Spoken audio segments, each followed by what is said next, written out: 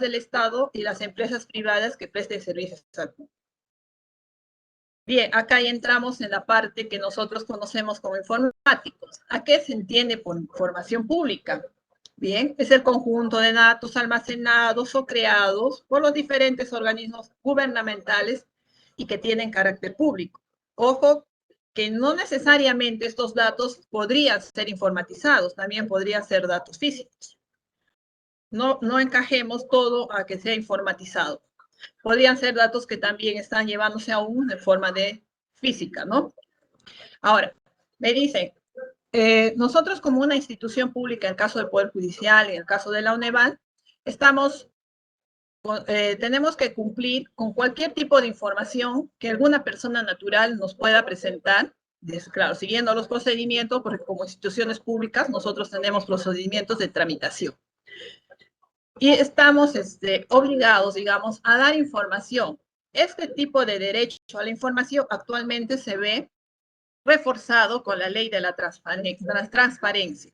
En el Poder Judicial tenemos una ley la ley de transparencia, también la venimos aplicando, tenemos a través de la PCM, se nos ha venido ya capacitando, se nos ha venido indicando que tenemos una página de acceso a diferentes servicios que el Poder Judicial que brinda y que permite a la ciudadanía en general poder acceder y poder enterarse de mucha información que no puede mantenerse oculta. ¿Qué información nosotros hemos venido recopilando y haciéndola pública? Por ejemplo, el CAP de personal.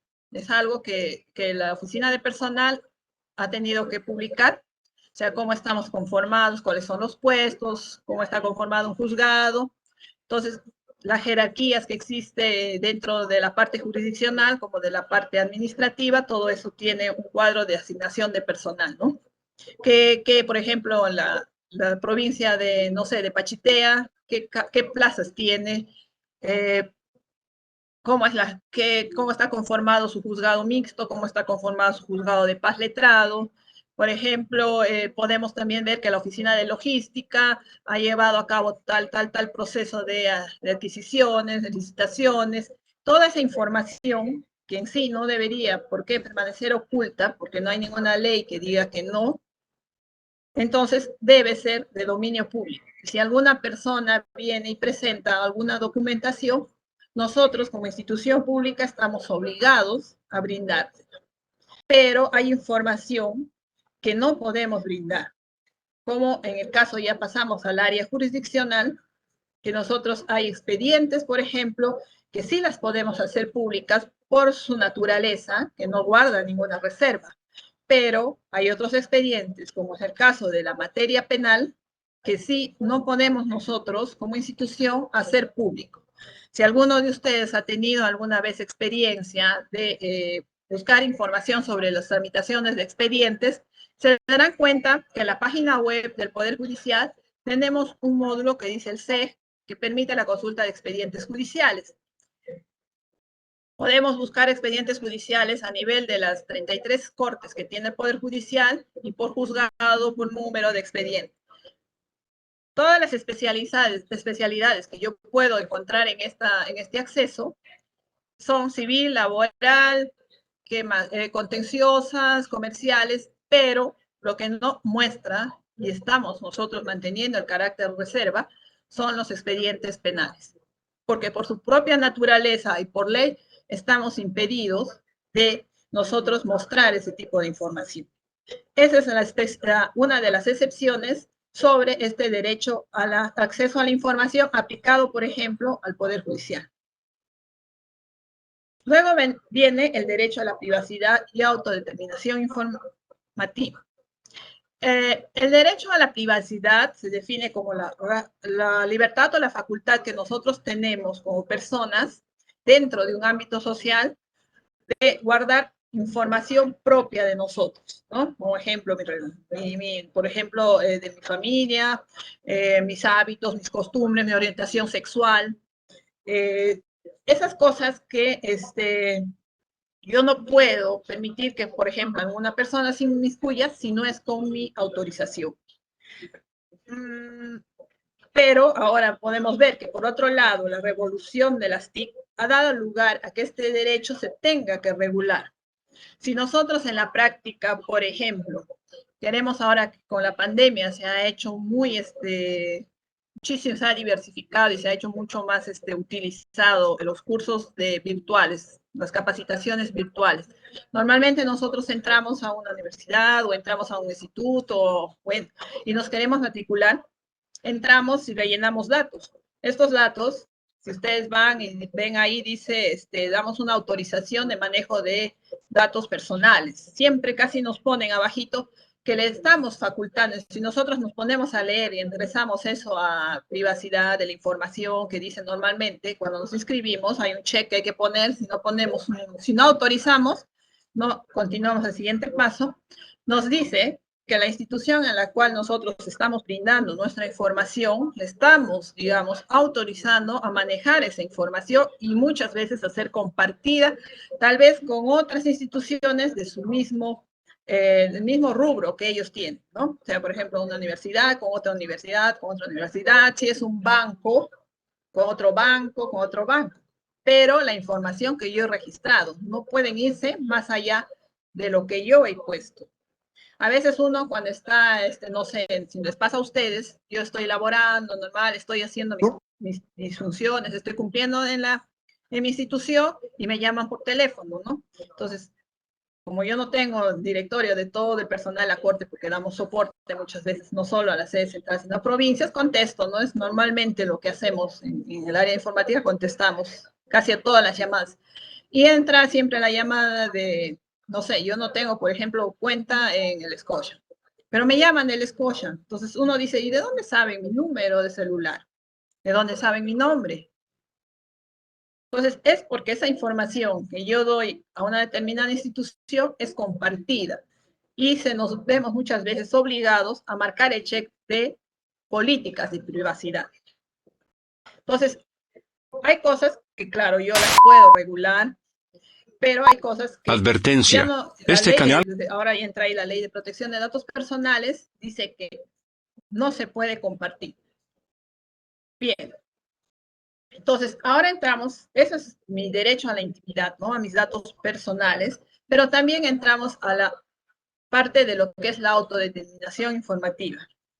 Este es similar, muy similar, que yo tengo que autorizar todavía el uso de mis datos. Pero acá lo que dice es que me permite ejercer ciertas facultades.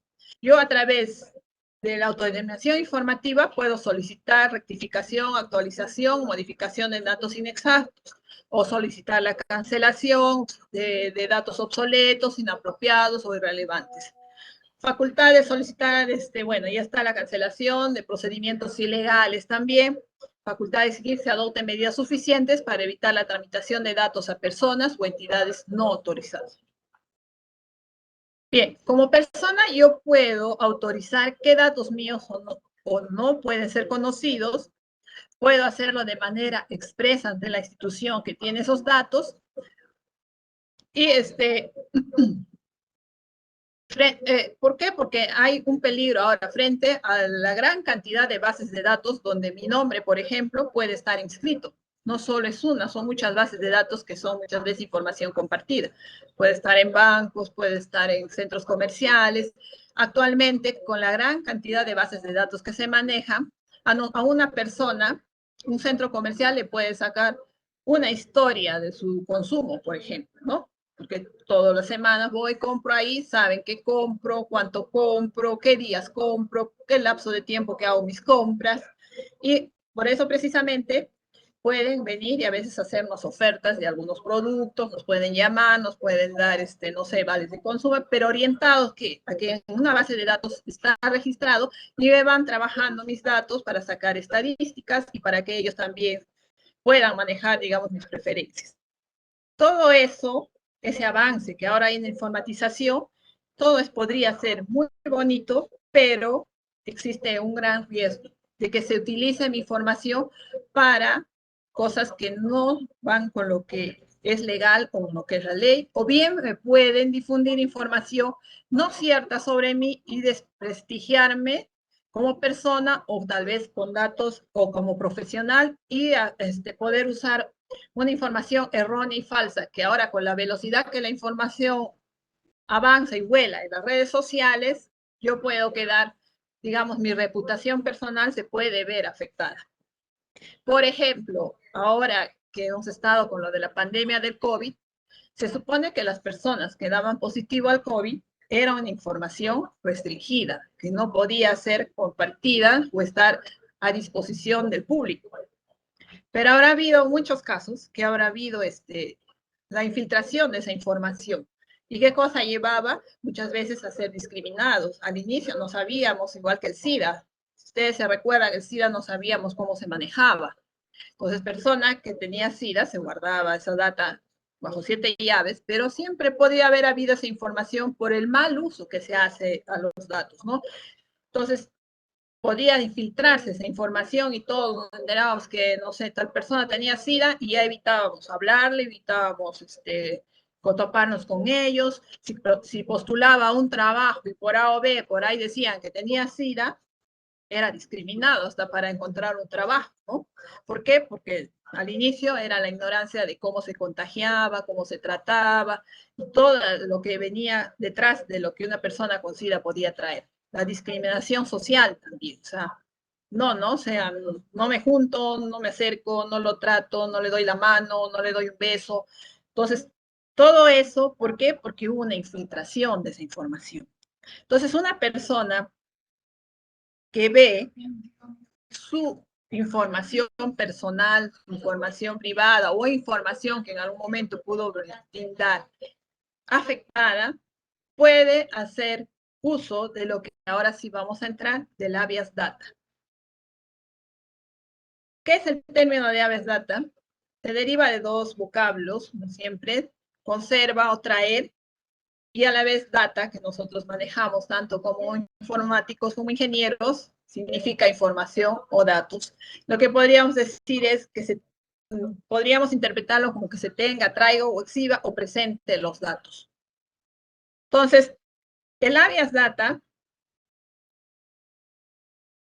lo encontramos, se introdujo en nuestra Constitución de 1993 como un proceso constitucional que se usa para la tutela de nuestros derechos en lo que es para la protección de la violación al acceso a la información y autodeterminación informativa que ya hemos visto para mayor, digamos, poder tener un fundamento para poderlo entender.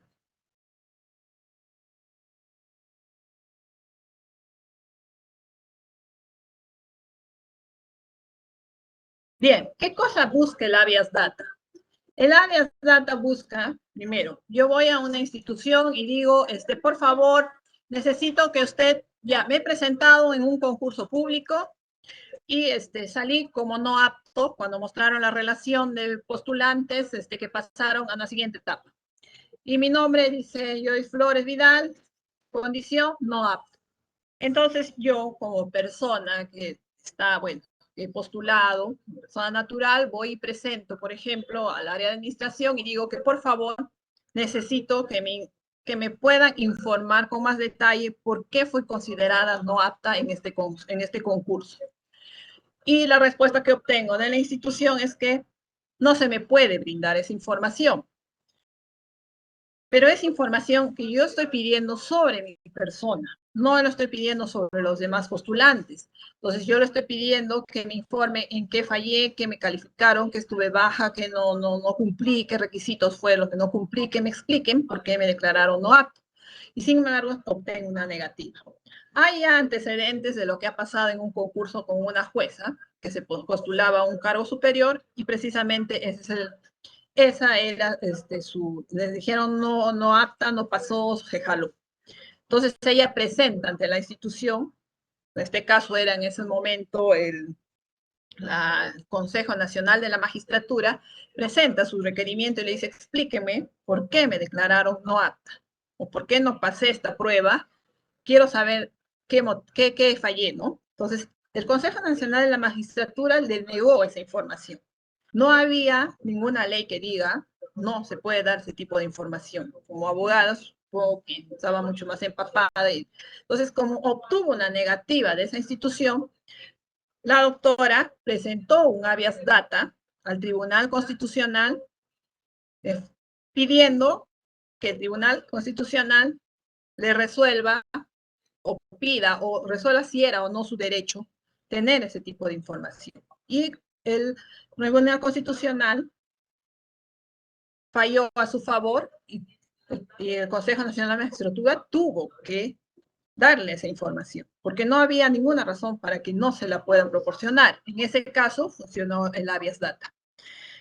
¿Qué más tenemos de casos probados que se ha presentado un habeas data? En los casos que tuvimos ahora en las elecciones presidenciales, que fueron tan controvertidas con lo del señor Pedro Castillo, entonces el partido de la señora Keiko Fujimori presentó un habeas data pidiendo información al Jurado Nacional de Elecciones que querían los planillones de los votantes. Le habían negado con un requerimiento simple, se lo habían negado, no le quisieron entregar. Entonces ella presentó un habeas data y con ese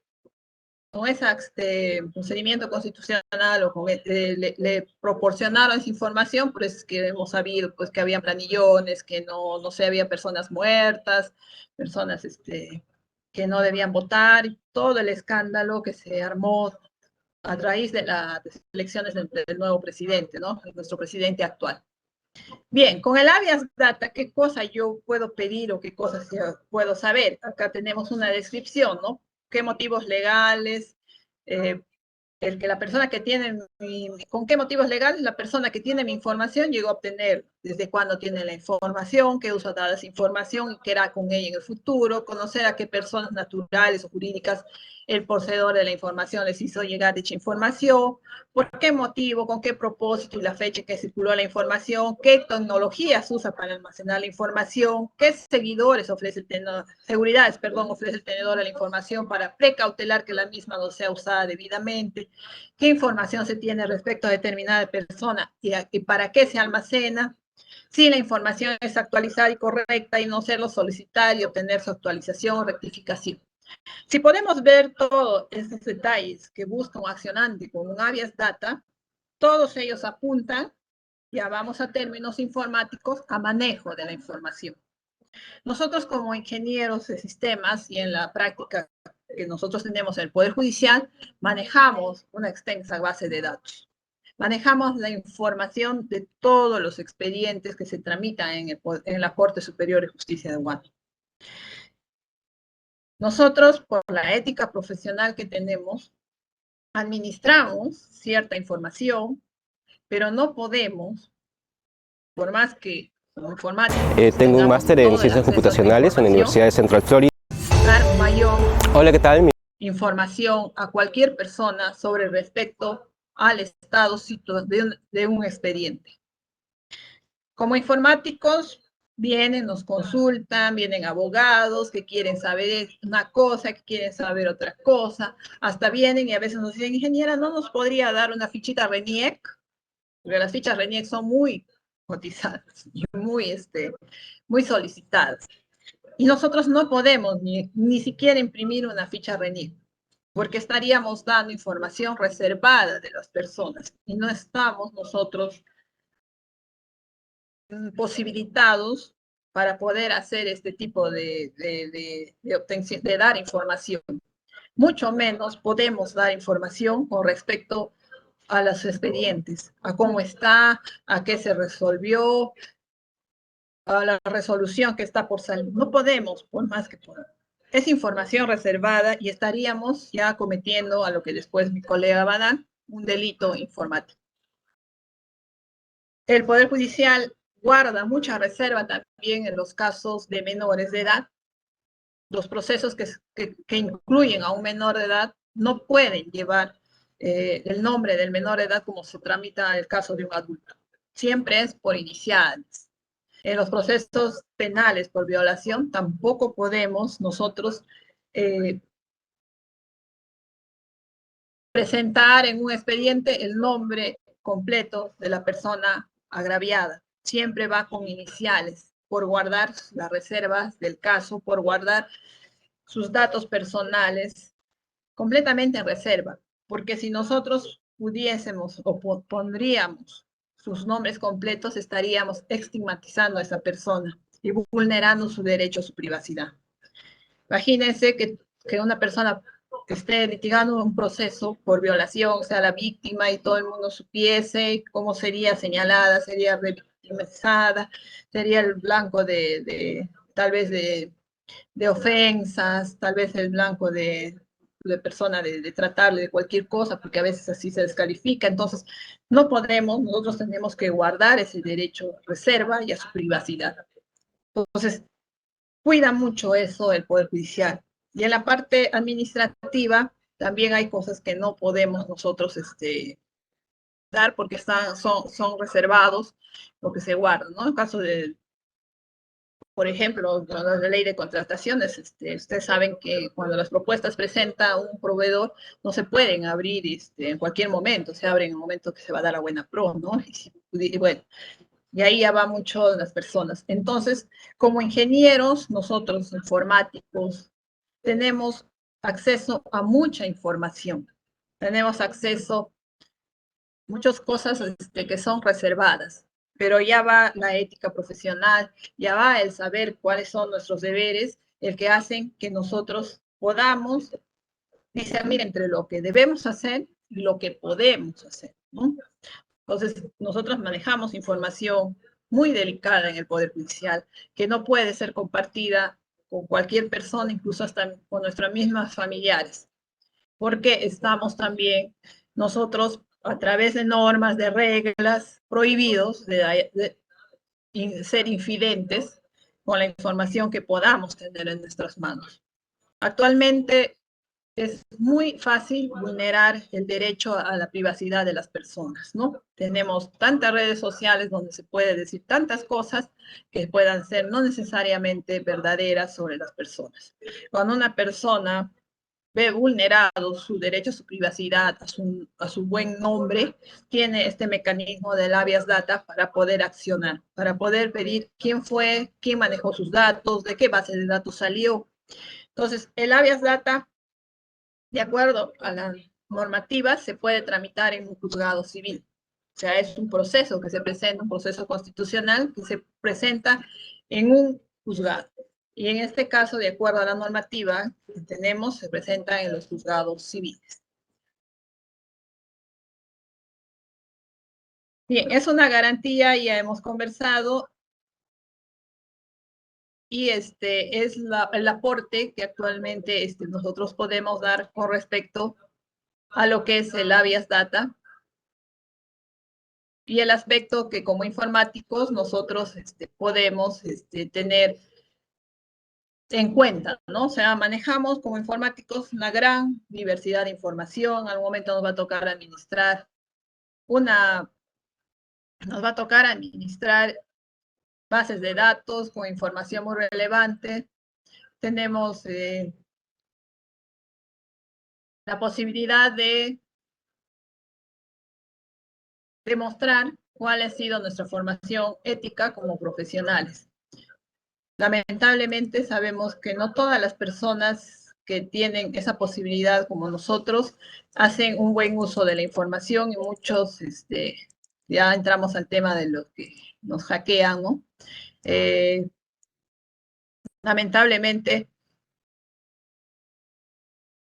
nos hacen quedar mal cuando usamos nuestros conocimientos para hacer cosas que no son correctas.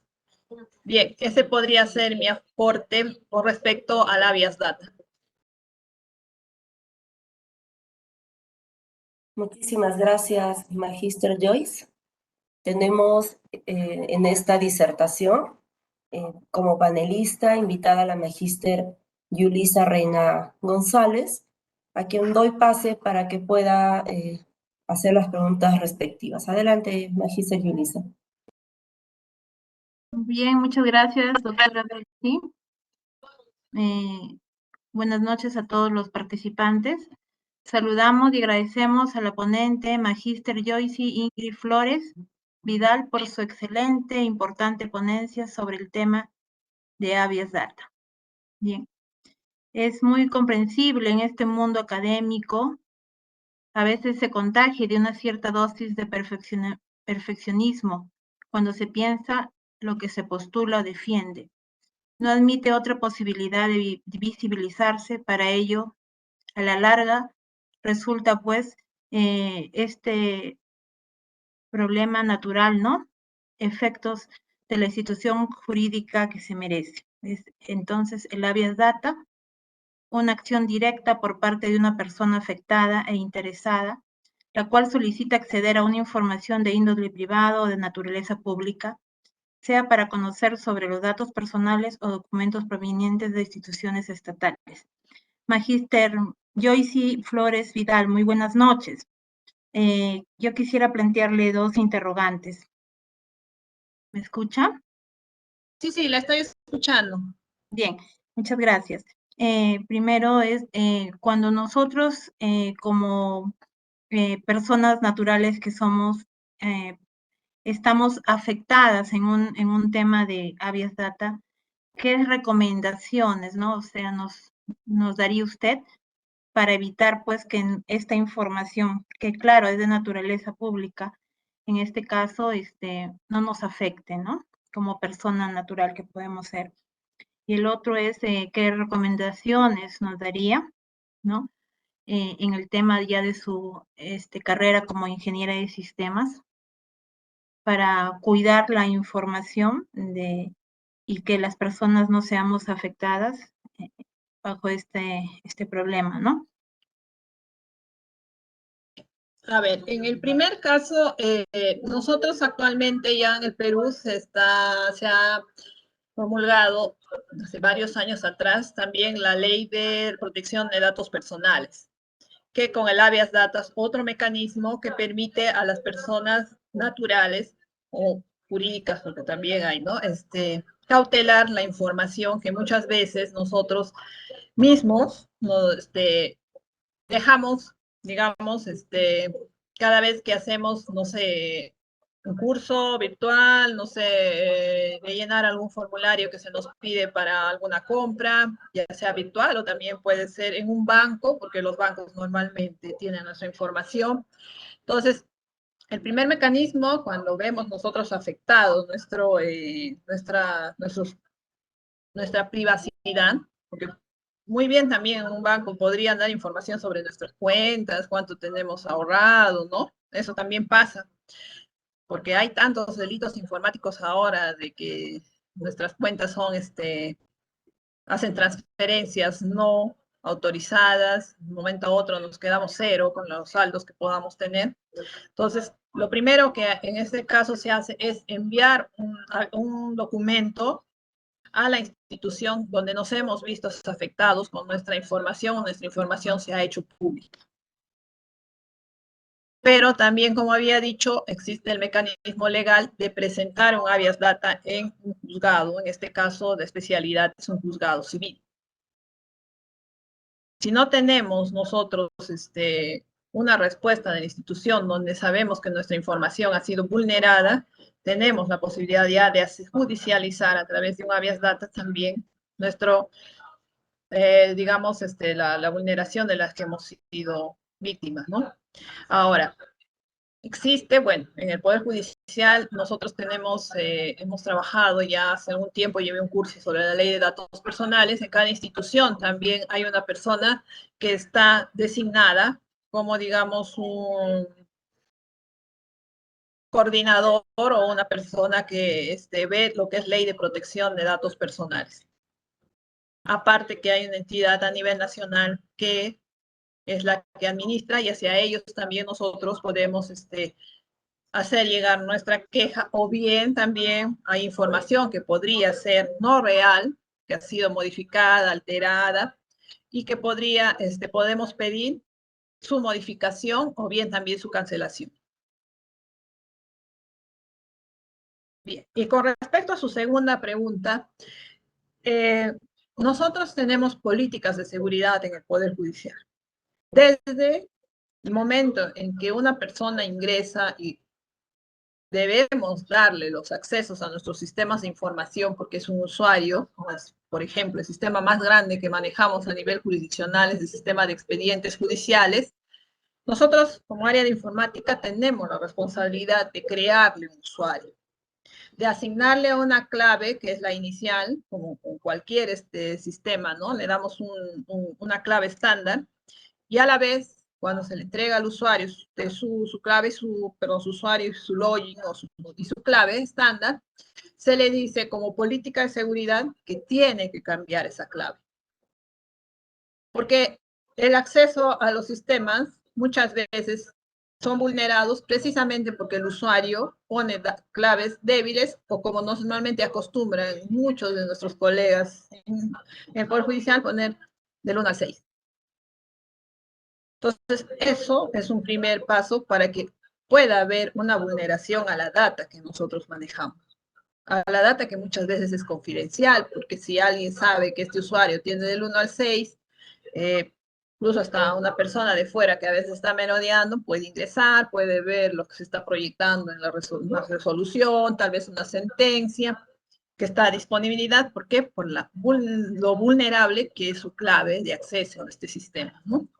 Y ahora más todavía que estamos trabajando, todavía ha quedado los accesos remotos de nuestras casas, que también tenemos ahí un puerto de ingreso, ¿no? O sea, trabajamos ingresando a un programa que también usa un usuario, una contraseña, y que podría muy bien también ser uno de los, digamos, de una forma de que pudiesen ingresar a nuestros sistemas, ¿no?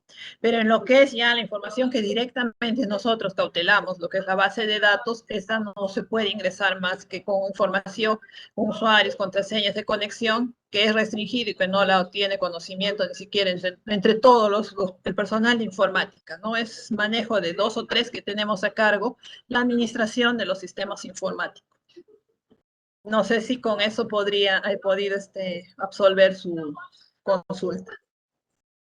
Sí, muchas gracias, Magíster Joyce Flores, por responder a las preguntas planteadas y bien a tema de resumen de la ponencia ya dada sobre el tema de habeas data.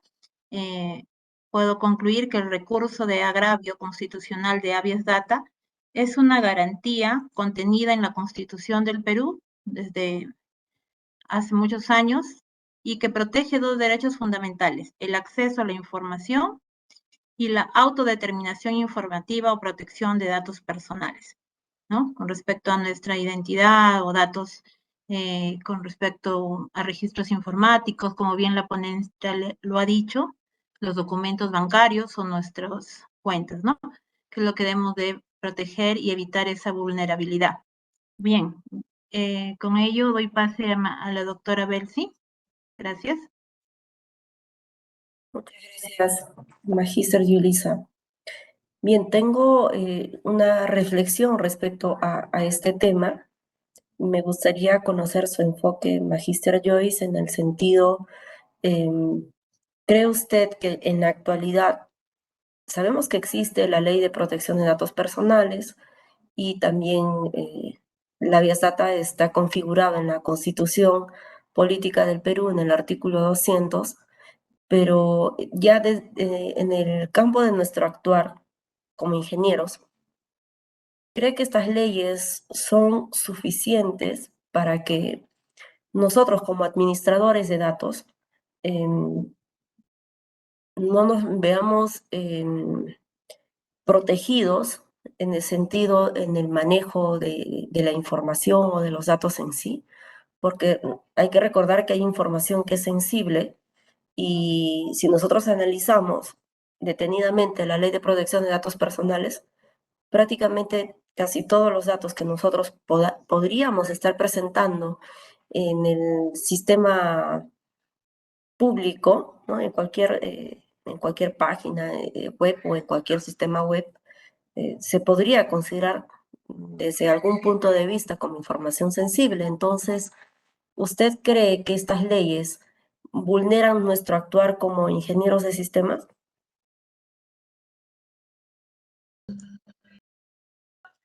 Como ingenieros de sistemas, las leyes de protección de datos personales, yo creo que va muy, se ha buscado, mejor dicho, con ellos los mecanismos de atenuar el hacer mal uso de estos, ¿no?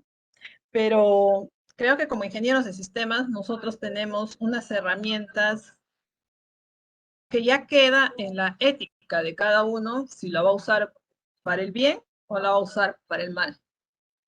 Porque recordemos que tal vez la gran cantidad de hackers que actualmente existen y que de un momento a otro vemos vulnerada, por ejemplo, la seguridad de la página web, no sé, de tal institución privada, pública, incluso hasta gubernamental, creo que hasta Estados Unidos, si no mal recuerdo, fue afectada.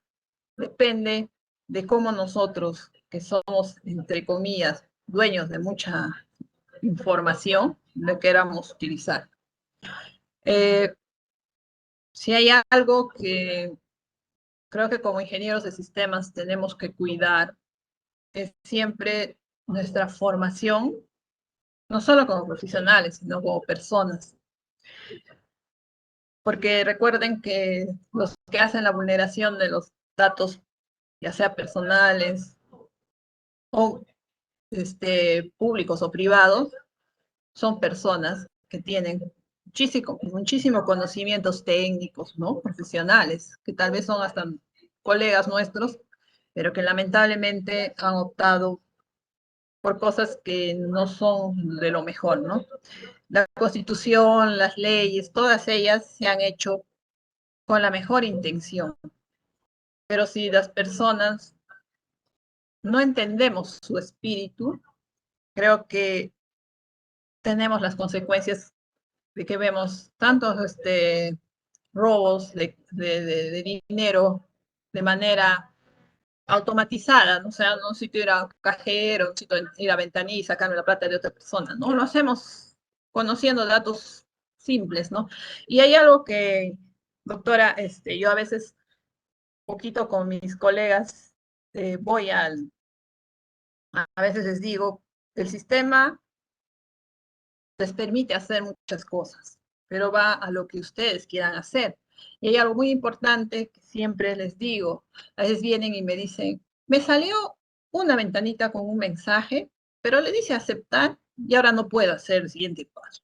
Entonces, como nosotros ya tenemos conocimiento, qué cosa decía esa ventanita, yo a veces les digo, pero tienes que leer. Lee, por favor, qué te está diciendo el sistema. Entonces, a veces nosotros también incurrimos en esa omisión. Cuando nos inscribimos o damos nuestra información, no leemos las letritas chiquitas, no leemos sus políticas de privacidad de la página donde estamos dando nuestra información. Creo que tenemos que aprender a ser un poquito más, a veces digo, desconfiados, ¿no? ¿A quién le estoy dando mi información? ¿A quién le estoy dando, no sé, mi nombre, mi apellido, mi DNI, mi celular? Que ya es suficiente con eso es suficiente para que puedan rastrearnos y saber muchas cosas, ¿no? Ya con eso sacan dónde vivimos, si tienen acceso a la RENIEC, que tan fácilmente se vende banco de datos de la RENIEC en Wilson, tantos lugares, saben dónde vivimos, saben muchas cosas de nosotros y pueden vulnerar la seguridad de muchas bases de datos, de muchos bancos de datos, ¿no? Y más si por ahí encuentran algún aliado que por la facilidad de obtener a veces una propina, entonces estamos realmente en problemas. Pero me parece que como en todos los aspectos en los que tenemos falencia, nos falta de volver a retomar la educación en valores, en ética profesional, y nosotros estamos muchas veces inmersos en la educación, en los estudios profesionales, tenemos que incentivar eso, que como profesionales tenemos que tener mucha ética. Nosotros podemos tener el mundo en nuestras manos porque manejamos tanta información, tenemos acceso a todo. Digamos, en el área de mi trabajo tenemos acceso a la base de datos, puedo ver resoluciones, puedo saber cómo va a sentenciar tal vez mañana el juez. No me costaría nada hacer Mi nombre es Gonzalo Augusto Cucho Padín, soy ingeniero electrónico egresado de la Pontificia Universidad Católica. Tengo un máster en Ciencias Computacionales en la Universidad de Central Florida, un doctorado en la Universidad de Illinois en... Hola, ¿qué tal? Mi nombre es Gonzalo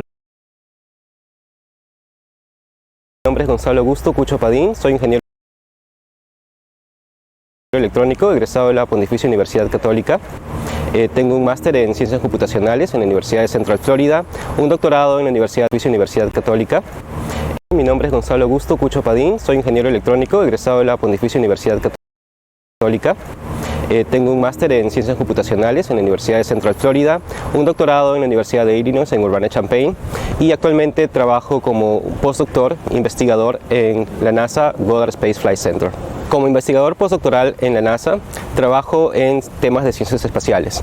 Trabajo específicamente con información y data tomada por satélites que actualmente están orbitando nuestro planeta, y con ello trabajo diferentes temas de procesamiento de señales como tomografía, problemas inversos, entre otros.